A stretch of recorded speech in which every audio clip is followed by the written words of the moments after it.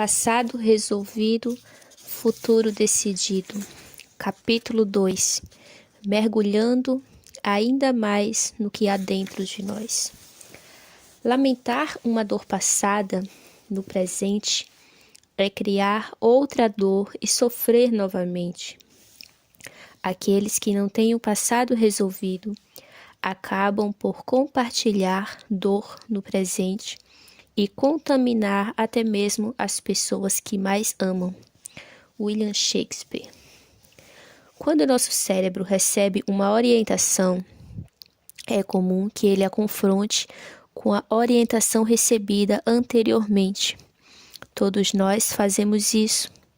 Falo isso porque não duvido que, conforme você mergulhe neste segundo capítulo, depare-se com alguns conceitos contrários àqueles a que você foi submetido durante a sua vida. Preciso que você acredite no que estou falando e no que vou falar até o final do livro. Eu não estou aqui para catequizar você em uma nova religião, alterar sua visão política ou orientação sexual. Preciso que você aceite as lições passadas aqui. O foco é aprender. Como você já percebeu, não há nada a perder, apenas a ganhar. Para começar, é preciso desprender-se das influências do passado. Neste momento, você iniciará uma fase primordial. Está prestes a identificar quais foram os eventos que fizeram com que suas escolhas se tornassem repetitivas e sua vida saísse dos trilhos. É muito comum que em momentos assim, as pessoas sintam-se frustradas por conta da sensação de obviedade. Já ouvi incontáveis vezes alunos e alunas repetirem uma mesma frase. Por que eu não percebi isso antes? E a resposta é simples: não importa. O que importa é que agora você já percebeu. O mais importante você já fez. E é hora de começar a mudar o jogo. É preciso controlar o sentimento de frustração, porque ele é traiçoeiro. Ao invés de você se sentir feliz por finalmente estar caminhando para solucionar seus problemas, pode sentir-se mal por ter demorado a fazê-lo. A culpa por não ter compreendido a própria situação faz com que muita gente pare o processo de mudança por semanas ou meses, até quem desista. Porque se deixar abalar emocionalmente pela consciência das oportunidades perdidas, em vez de encher-se de esperança, então pode acabar tropeçando na dor e no medo. Para evitar isso, gostaria que pensasse em quantas pessoas já conheceu e que jamais tivera esta oportunidade. Há grandes chances de corrigir falhas, a bênção de colocar a vida no caminho correto. Por um instante que seja, vamos olhar para a sua vida com a frieza que precisamos neste momento. Sim, você cometeu falhas. Sim, a vida nem sempre deu certo. Mas o quão sortudo você é por ter chegado até aqui, até esta exata página deste livro. A cada virada de folha, a cada nova frase lida e a cada novo ensinamento colocado em prática, você se encaminha para algo melhor. Cada escolha assertiva que você realizar a partir deste momento se somará num grande grupo de boas escolhas, possibilitando que novos caminhos se abram e que você prospere em todas as áreas da sua vida. Realizar estas ações, então, significa influenciar não apenas o rumo de nossas próprias vidas, como o rumo de outras. Tudo o que nós fazemos tem o poder de contagiar alguém, e dentro deste escopo existem duas possibilidades: a do contágio por meio da esperança e a do contágio por meio da dor. Não entendeu? Então imagine-se as seguintes situações. Situação 1. Você compartilha as decisões assertivas que tomou no decorrer da vida, Conversa com calma, carinho e atenção com todos à sua volta, que buscam algum tipo de conselho, sem nunca minar seus sonhos, mas sempre com a intenção de melhorar a vida daqueles ao seu redor. Com a paciência, a perseverança e a sabedoria de quem já esteve em uma situação pior e hoje pode estender a mão ao próximo. Faz tudo o que pode para tornar a caminhada de outros mais leve, serena e bem-sucedida. Você contagia pela esperança. Situação 2. Você é especialista em destruir sonhos alheios, porque os seus sonhos não se concretizaram. Desestimula qualquer um que se aproxime de você, sempre desenhando os cenários mais catastróficos e pessimistas que puder. Mesmo que não seja de maneira intencional, acaba ferindo, desanimando e afastando quem está por perto. Você contagia pela dor, uma dor que é sua, que foi causada por um evento do passado e deixou marcas mal resolvidas que até hoje não foram sanadas. Entrar em ação no presente de forma assertiva é o mesmo que fazer suas melhores escolhas, a fim de viver a vida que você merece. Porém, todas as escolhas que fazemos no presente são influenciadas por nossa história e nossas expectativas, nossas lembranças do passado e nossas projeções de futuro. Para entender melhor este conceito de passado, presente e futuro, veja o gráfico abaixo. Se você não acredita em mim, podemos matematizar a questão e embasá-la com a física quântica, que realiza medições através de estímulos negativos, aqui a dor e o medo, e estímulos positivos, a esperança e o sentido. Ainda não acredita? Então vamos embarcar em conceitos milenares presentes na Bíblia. A dor e o medo são o mal, a esperança e o sentido são o bem. Pessoas com lembranças de dor no passado não entram em ação de forma assertiva no presente. Esse contágio também nos atinge.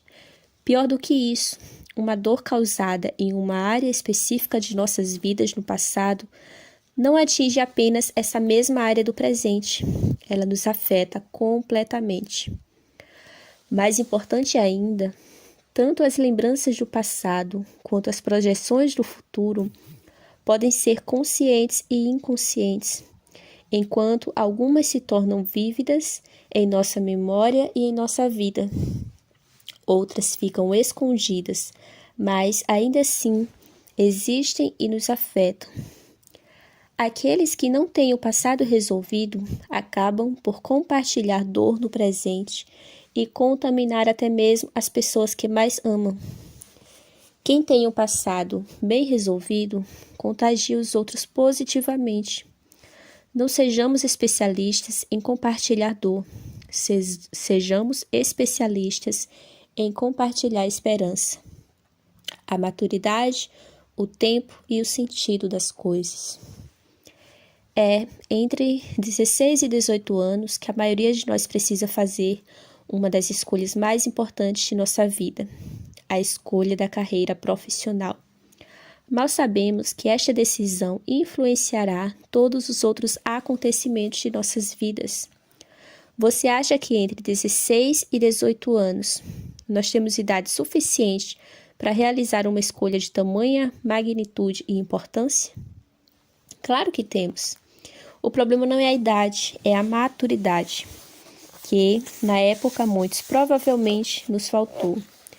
Como você já aprendeu, a maturidade não está diretamente ligada à idade. Nós adquirimos maturidade com experiência e observações que vivemos e fazemos ao longo da vida, sejam as que já vivemos ou as que ainda almejamos viver. E para isso é preciso entender melhor o nosso conceito de timing. Timing é o momento, não é tempo. Se fosse tempo, seria time. Oportunidades têm data de validade e na hora de uma tomada de decisão, seu cérebro busca aquilo que você já viveu, aquilo que acredita ainda viver um dia e entrega a você uma possibilidade de resposta. Hora de outra pergunta: qual é o melhor tipo de experiência? Aquela que já vivemos ou que ainda viveremos? Antes de responder, realize um exercício mental e tente lembrar o que você aprendeu no passado. Mais do que isso, entenda que o seu eu do passado era, na época, o seu presente. Lá no presente distante, mais distante para uns do que para outros, você precisou realizar uma série de decisões importantes para entrar em ação. O seu passado impediu você de realizar erros? Duvido muito. No início do meu casamento, eu já estou casado há 18 anos. Minha esposa e eu compartilhávamos uma rotina extremamente exaustiva. Saímos cedo de casa, trabalhávamos durante todo o dia e chegávamos a casa já perto da meia-noite por conta de nossos estudos na faculdade. Aos sábados, o dia era reservado para realizar faxinas em casa. E diferente do que você pensou, o domingo não era repleto de descanso e diversão. Todas as tarefas acumuladas da faculdade precisavam ser resolvidas. E sabe o que mais me incomodava no meio disso tudo? Lavar louça. Esse incômodo me levou a realizar uma projeção. Um dia, não importasse quando, eu deixaria de lavar louças e não precisaria limpar um garfo sequer. Essa situação ainda não havia acontecido e eu sequer sabia quando poderia de fato acontecer, mas tornou-se um sentido, um impulso, uma bússola para a tomada de ações no presente. Vamos sair do túnel do tempo e voltar apenas para 4 anos atrás, quando me mudei, junto com ela, de apartamento. Na ocasião, durante uma conversa com a arquiteta responsável pelo projeto de nosso lar, pedi que ela deixasse um espaço reservado na cozinha, para isso mesmo que você está imaginando, uma máquina de lavar louça. Quando eu e minha querida Ana Paula decidimos realizar o projeto do novo apartamento, deparei com uma oportunidade, as chances de dizer sim ou não para a máquina. E eu disse sim, porque havia criado muitos anos antes um sentido para ela. Certa vez, contei essa história durante uma palestra e fui confrontado por um rapaz. Segundo ele, era fácil para mim contar esse tipo de vivência, porque eu tinha dinheiro. E há algo que preciso confessar, caro leitor. Sempre fui muito observador. Assim que o moço começou a discursar, percebi que ele tinha traços de alguém que era fumante. Curioso para confirmar essa hipótese, antes mesmo de responder às suas indagações, acabei perguntando e tive a confirmação de que, sim, ele fumava. Um maço por dia, por sinal. Naquele momento, realizei um cálculo simples, arredondando o preço do seu maço diário para R$ 5, um valor significativamente menor do que as pessoas pagam hoje em dia, e contei para ele que com apenas 2 anos sem fumar, ele poderia comprar a mesma lava-louça que eu, e ainda ficar com um bom trocado no bolso. Não estou julgando o hábito dele. Não estou dizendo que a minha máquina de lavar louças é especial. A questão aqui é muito mais simples. O eletrodoméstico fazia sentido para mim. Fumar faz sentido para ele. O mesmo recurso financeiro usado por mim para comprar a máquina de lavar louças foi usado por ele para manter o hábito de fumar. Nunca foi uma questão de estar caro ou barato, se sou rico ou pobre, mas se faz ou não sentido. A melhor experiência que você precisa para fazer escolhas assertivas no presente está no futuro. Não estou com isso pedindo para que você despreze o passado, até porque são as experiências e observações do passado que dão ou não a você a capacidade de construir as melhores expectativas, projeções do seu futuro. Se um passado resolvido, não haverá um futuro decidido. Veja o quanto o sentido diferencia as pessoas. Você gosta de planejar viagens e conhecer lugares novos? Pode ter certeza de que alguém do seu convívio social acredita que tudo isso é uma perda de tempo e de dinheiro. Já ouviu falar em pessoas que colecionam carros antigos? Elas gastam pequenas fortunas em veículos que só saem para rodar de vez em quando e passar a maior parte do tempo em garagens, sendo polidos e cuidados com todo o carinho do mundo. Para os colecionadores, os automóveis fazem tanto sentido quanto as suas viagens ou qualquer outro hobby que você compartilhe. Quando eu me casei, não houve festa. Recepcionei os convidados na igreja, abracei todos eles com carinho, como que se quisesse dizer, podem ir para casa. Não vai ter croquete. Parece engraçado, mas o sentido das minhas ações não era realizar uma festa, e sim continuar pagando as parcelas do meu primeiro apartamento. Eu tinha recursos para escolher apenas uma das duas opções, pagar a prestação do imóvel ou fazer uma festa.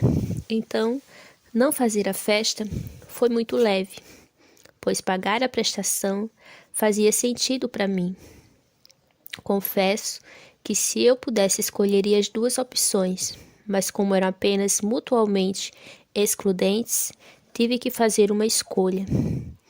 Não é uma questão do que é certo ou errado, mas do que realmente faz sentido para cada um de nós.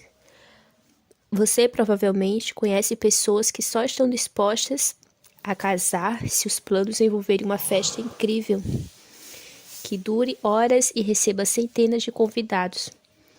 Tudo é uma questão de o que faz sentido. Criar sentido é preparar-se para oportunidades. Se eu não tivesse criado um sentido para lavar louças, essa chance teria passado, e mesmo com uma melhor condição financeira do que aquela do passado, eu continuaria lavando pratos e talheres. Dentro da ideia do sentido das coisas, encontramos as más companhias, e diferente do senso comum, más companhias não são, necessariamente, aquelas que querem nos levar para o caminho do mal, ou algo do tipo. São apenas pessoas que têm sentidos diferentes dos nossos. As mulheres solteiras, as amigas solteiras de uma mulher casada, por exemplo, não desejam que ela traia seu marido dentro da esfera social de relacionamentos. Porém, o sentido delas é diferente. As solteiras têm como sentido a busca de alguém ou a liberdade de seu status social. A mulher casada, já estabelecida ao lado de alguém, tem sentidos completamente diferentes.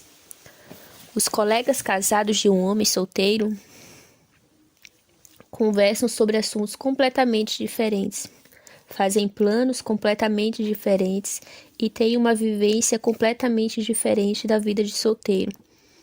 Não significa que são mais felizes ou infelizes, que já estão com a vida resolvida ou à beira da ruína. Significa apenas que os sentidos são diferentes. E é o sentido que direciona como vamos lidar com as coisas. Quando nos relacionamos com pessoas com sentidos diferentes, somos influenciados por elas e elas passam a ser má companhia. Veja este texto bíblico que fala justamente sobre isso. Não se deixe enganar, as más companhias corrompem os bons costumes. 1 Coríntios 15, 33. Você ainda vai entender melhor este conceito quando falarmos de blindar a mente. Os ritos de passagem. Nossa sociedade está mudando em uma velocidade absurda. E não estou falando apenas de redes sociais e tecnologias, que mal parecem chegar e já são substituídas meses depois por outras. Nossos costumes, enquanto seres humanos, estão se alterando. Antigamente, a ideia de um casamento era cercada de regras. Hoje em dia, é muito comum conhecer casais que decidiram juntar as escovas de dentes, seja por não acreditar em toda cerimônia religiosa, ou simplesmente por acharem aquele um caminho mais simples.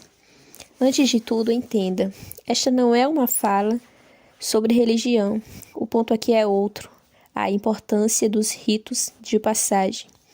Um casal que compartilha um lar, mas nunca realizou um rito de passagem para oficializar a união, no caso, a cerimônia que oficializa o casamento, ainda que simbolicamente e sem nenhuma ligação religiosa, entra em uma discussão. É muito mais fácil pensar que a saída mais simples e eficaz é ir embora do relacionamento. O rito de passagem é tão importante na vida das pessoas porque é permeado por uma série de estruturas sólidas que formam a nossa cultura. Por exemplo, por que existem tantas piadas de sogra e tão poucas piadas de sogro? Porque, para a nossa sociedade, tradicionalmente, o sogro entrega a filha para o noivo no altar. Na mente dele, houve um rito de passagem. Aquela pessoa não é mais sua responsabilidade. A vida seguiu em frente, mas não para a mãe. Ela não faz entrega alguma, apenas observa o que acontece em uma posição passiva.